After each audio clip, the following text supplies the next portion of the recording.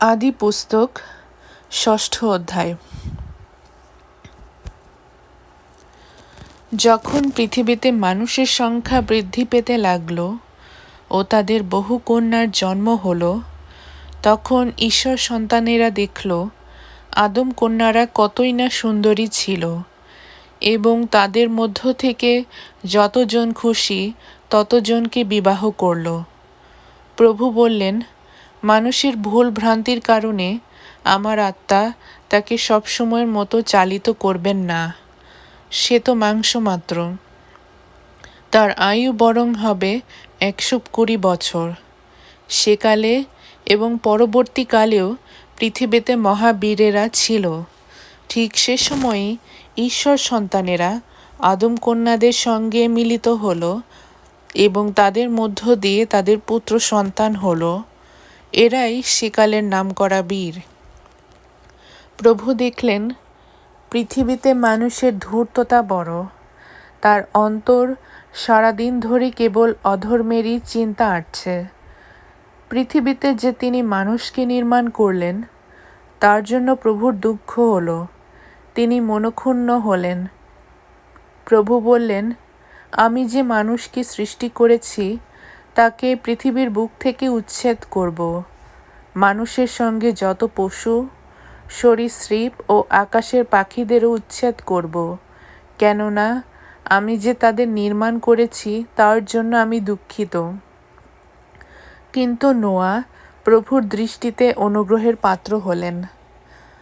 নোয়ার বংশকাহিনী এ: নোয়া সে যুগের মানুষদের মধ্যে ধার্মিক ও ত্রুটিহীন ছিলেন। তিনি পরমেশ্বরের সঙ্গে চলতেন। নোয়ার ৩ পুত্র সন্তান হল, তাদের নাম শেম, হাম ও জাফেদ। কিন্তু পরমেশ্বরের দৃষ্টিতে পৃথিবী নষ্ট হয়েছিল, ছিল অধর্মেই পরিপূর্ণ।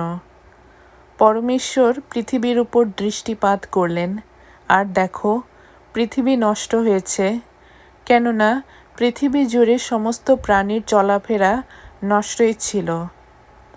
তখন পরমেশ্বর নোয়াকে বললেন, আমি সিদ্ধান্ত নিয়েছি, সমস্ত প্রাণীর শেষকাল উপস্থিত, কেননা তাদের কারণে পৃথিবী অধর্মে পরিপূর্ণ। আমি পৃথিবী সমেত তাদের নষ্ট করতে যাচ্ছি। তুমি গোফর কাঠের একটা জাহাজ তৈরি করো, বেনু বাঁশ দিয়েই তা তৈরি করো, ও তার ভিতরে ও বাইরে আলকাত্রা লেপন করো। তুমি এইভাবে তা তৈরি করবে: জাহাজটা দৈর্ঘ্যে হবে ৩০০ হাত, বিস্তারে ৫০ হাত, উচ্চতায় ৩০ হাত। জাহাজের ১ হাত উপরে তার একটা ছাদ তৈরি করবে। দরজাটা জাহাজের এক পাশে দেবে। জাহাজটাকে ৩ তলায় তৈরি হতে হবে: নিচতলা, মধ্যতলা, ওপরতলা।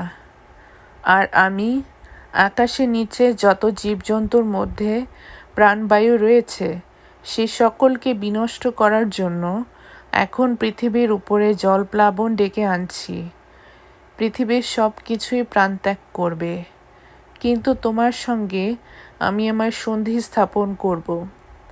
তুমি তোমার ছেলেদের, নিজ বধূ ও তোমার ছেলেদের বধূদের সঙ্গে নিয়ে সেই জাহাজে প্রবেশ করবে। মদ্দা ও মাদি মিলে এক জোড়া করে যত জীবজন্তু, যত প্রাণী নিয়ে তাদের প্রাণ রক্ষার জন্য নিজের সঙ্গে সে জাহাজে প্রবেশ করাবে। সব জাতের পাখি ও সব জাতের পশু ও ভূমির সব জাতের সরীসৃপ জোড়া জোড়া করে প্রাণ রক্ষার জন্য তোমার সঙ্গে যাবে। আর তুমি তোমার নিজের জন্য ও তাদের জন্য খাদ্য হিসাবে সব রকম খাদ্য সামগ্রী জুগিয়ে নিজের কাছে জমিয়ে রাখো। নোয়া এইসব কিছু করলেন। পরমেশ্বর তাকে যেমন আজ্ঞা দিলেন তিনি সেই অনুসারে সব কিছু করলেন।